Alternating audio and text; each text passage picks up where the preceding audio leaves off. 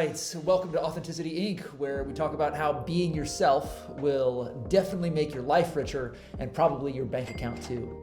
Today, we're going to talk about the definition of authenticity because defining terms matters. Ask anybody that's ever been called racist. And we're going to talk about how that could apply to making decisions, specifically one around real estate. I'll tell a story of my friend that had to make a decision, and I think authenticity was what was missing in helping her do it. So my definition of authenticity is that it's self-awareness plus self-acceptance plus transparency. Now, I realize each of these individual words needs to be defined, so I'm going to take a step into the word self-awareness and say it's the ability to experience yourself clearly. And now I've got to go one layer deeper to define words that are defining words that are defining words, but I promise I'll stop after this. So when I said yourself, what I'm defining that as, and this will certainly be the topic of other episodes, I wanted to say that you are the experiencer of your thoughts, your emotions, and your physical sensations. Now, again, this is a topic for an entire other episode, but you are not your thoughts. When you have the thought, I suck, or you have the thought, I'm amazing, neither of those things are true. You are just the entity that is realizing that thought coming into your brain. You are also the entity that experiences physical sensations, sight, sound, touch, etc. And you are the entity that is aware of emotions that pass through your awareness. Again, we'll stop there and talk about that in another episode.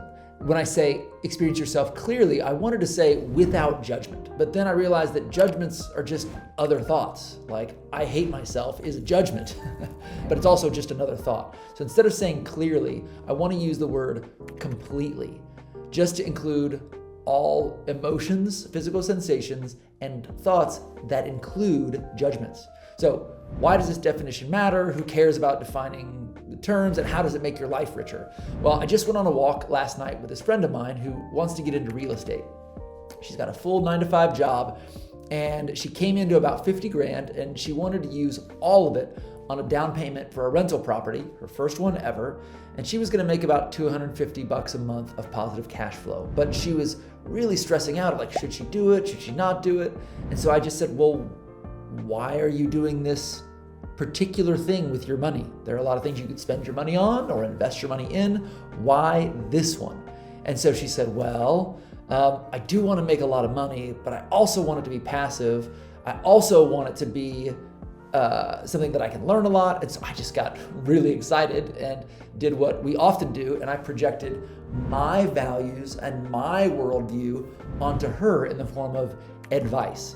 So I was like, and this is like a classic move that you'll recognize if you're in real estate. I was like, well, instead of putting $50,000 down, you could put $30,000 down, and then you could invest $20,000 fixing it up, and then your equity in the house might go from $50,000 to, once you get it reappraised, it might be $100,000, and then you could pull $50,000 of equity out and buy another house.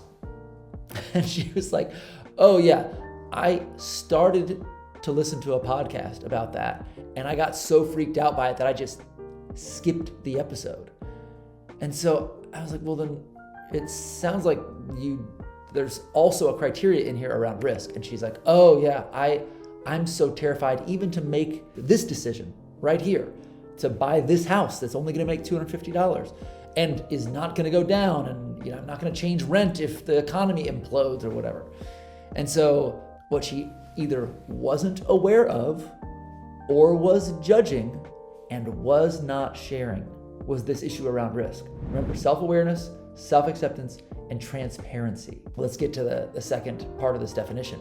She was saying, hey, I think I'm being a scaredy cat. I don't know if there's the right amount or a wrong amount of risk to be taking. And so here's the second part. Self-acceptance is not having no judgments, meaning like, I'm afraid to talk to that girl, and I'm okay with that. You could say, I'm afraid to go talk to that girl, and I'm also mad at myself for being afraid. That's a judgment. Now, if you're familiar with IFS and parts work, so let's take my friend that's afraid of making this real estate decision. you would say, can you accept the part of you? Because we're made of different parts. There's a part of you that wants to go party, and there's a part of you that wants to work, and there's a part of you that wants to, be alone. And so you would ask the question, and I did ask the question to my friend, can you accept the part of you that is afraid? And she would say, no, I don't accept. I'm mad at that part of me. And I said, okay, well then, can you accept the part of you that's mad at the fact that you're afraid?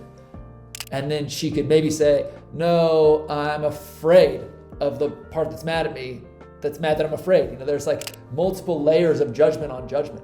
And ultimately, you just keep asking that question until you can accept whatever the judgment is and stop fighting the judgment that you're aware of. Whatever layer of judgment on judgment on judgment you can be aware of and then accept, that's what you would call self-acceptance.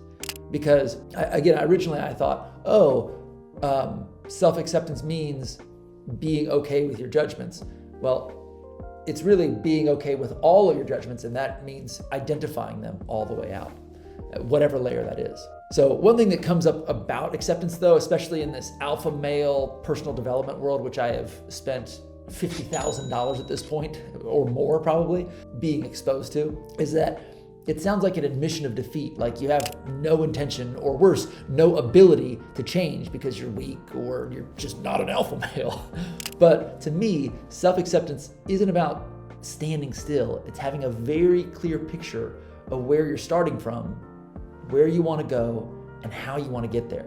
For example, let's say that financial freedom, a destination that everyone wants to get to, is like Austin, Texas on the map.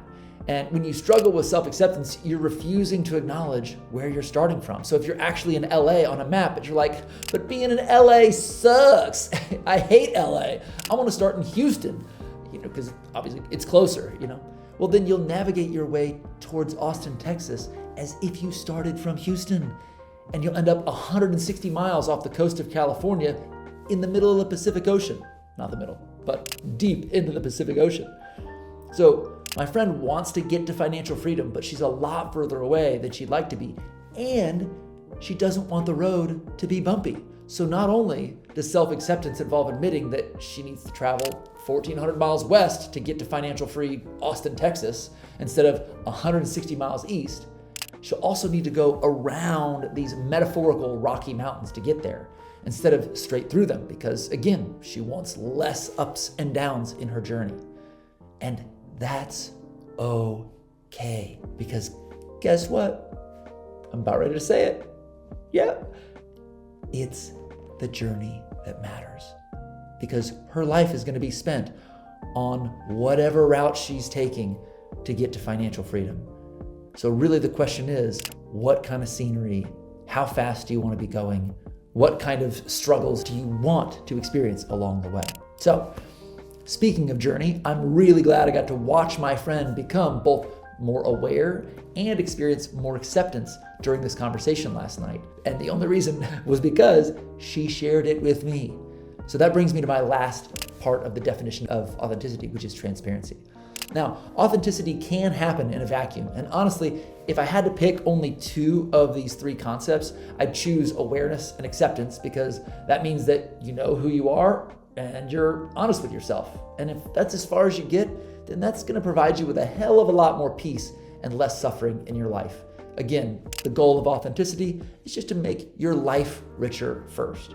But it's not going to automatically get you real friends, get you loyal customers, or aligned employees. To do that, you've got to share with others, which is what I'm trying to do right now with you, for example. So my definition of transparency is the unfiltered communication to others of your own awareness and self-acceptance. Remember those two other words in the definition about any given topic. Doesn't mean that you're being authentic about everything, but if you are talking about your spiritual beliefs and you're doing those three things, this is what I'm aware of, this is what I've been able to accept, including my judgments and doubts, and I'm sharing it with you without any filtration would be the word, then you are being transparent.